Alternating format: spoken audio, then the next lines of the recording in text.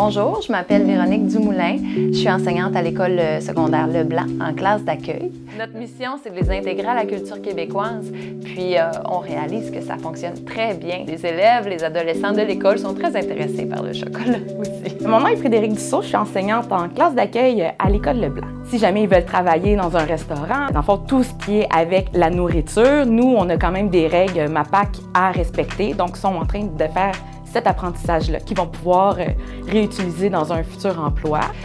L'objectif de ça, c'est vraiment de comprendre le fonctionnement d'une entreprise, comprendre comment demander un financement. C'est le Carrefour Jeunesse Emploi qui nous a aidés dans notre projet.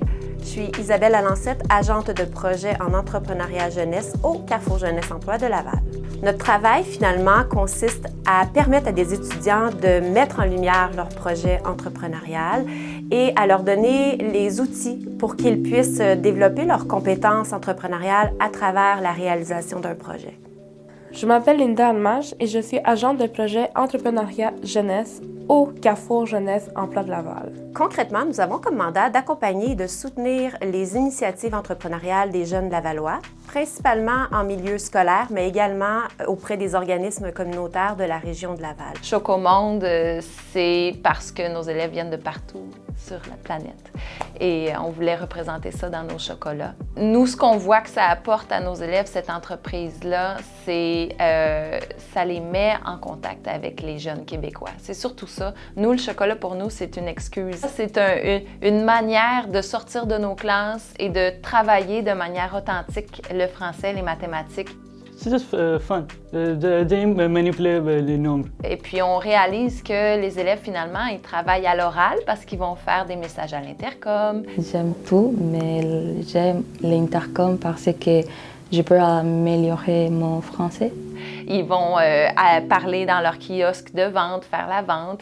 Mon nom est Maher, et comme apprendre comment faire la vente. Je vois ça comme une bonne chose, comme travailler en équipe. Ils vont travailler en lecture parce qu'ils vont lire les recettes. Ils vont essayer d'appliquer les recettes à la perfection parce que le chocolat, ça prend une température spécifique. Et puis, même en écriture, les élèves écrivent les messages de publicité sur Facebook pour les parents, sur Instagram pour les élèves. Ne serait-ce que d'avoir trouvé le nom, c'était déjà une fierté.